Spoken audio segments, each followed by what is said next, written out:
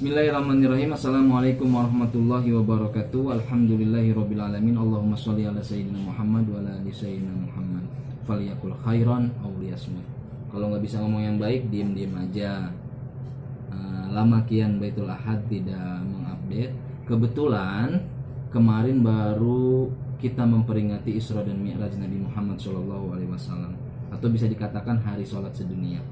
Tentu kita tahu kan ceritanya, sejarahnya, bagaimana Nabi Muhammad SAW berangkat dari kota Mekah malam-malam naik buruk, ditemenin sama malaikat Jibril ke Masjidil Aqsa, kemudian ditawarin susu sama Khomar, kemudian Nabi Muhammad naik ke langit ketujuh bertemu dengan para nabi, kemudian Nabi Muhammad mendapatkan hadiah sholat, kemudian Nabi Muhammad mendapatkan perintah sholat.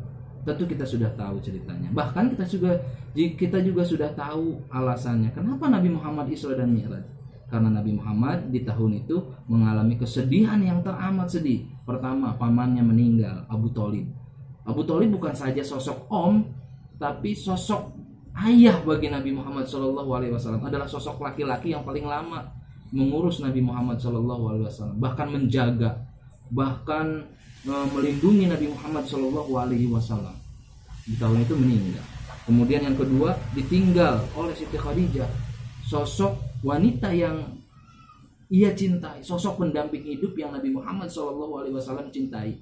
Bahkan bisa dikatakan ketika semuanya belum memeluk Islam, Siti Khadijah pendamping hidupnya, menemani, yang paling pertama menemani Islamnya Nabi Muhammad SAW. Subhanallah. Di tahun itu Siti Khadijah meninggal. Kemudian yang ketiga, Nabi Muhammad di tahun itu karena di Mekah semakin dikekang, semakin dipersempit dakwahnya, Nabi Muhammad mencoba arahan pandangnya ke daerah Thaif.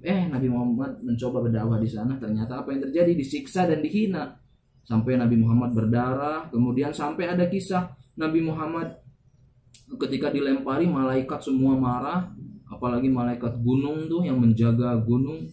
Nabi Muhammad pilih gunung mana yang engkau inginkan untuk aku timpakan kepada umat-umat Taif itu.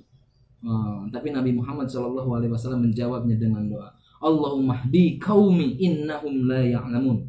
Ya Allah, tunjukilah, berikanlah hidayah kepada kaumku karena kaumku tidak mengetahui, ya Allah. Dan itu ternyata diijabah sama Allah, dan di daerah Taif semuanya menjadi muslim akhirnya keturunannya.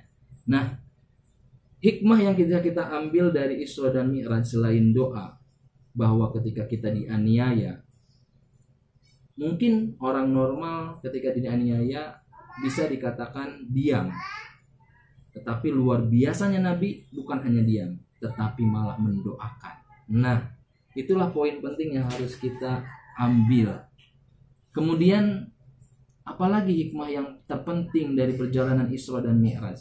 Ada 3 kegalauan Nabi, ada 3 keresahan, ada 3 kesedihan Nabi Muhammad SAW, dan semua dijawab dengan hadiah 5 kali waktu sholat.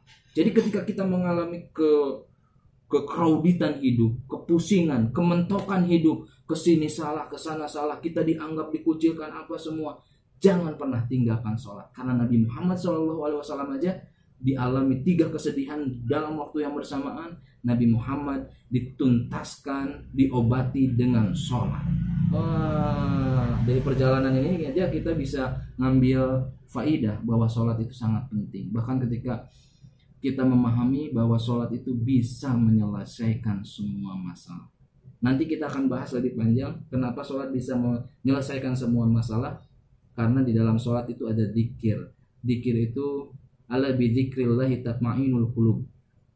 Berzikirlah, ingatlah kepada Allah, maka akan menenangkan hati. Yang pertama, ketika kita menghadapi sebuah masalah, jangan banyak bergerak dulu. Yang penting tenang dulu, cool dulu, baru nanti banyak solusi-solusi yang muncul. Nah, supaya diri kita bisa tenang dan cool, salah satunya dengan cara sholat. Jangan pernah tinggalin sholat. Kalau pengen cool, kalau pengen tenang. Kalau pengen tidak tenang, ya sebaliknya tinggalin sholat. Terima kasih. Assalamualaikum warahmatullahi wabarakatuh.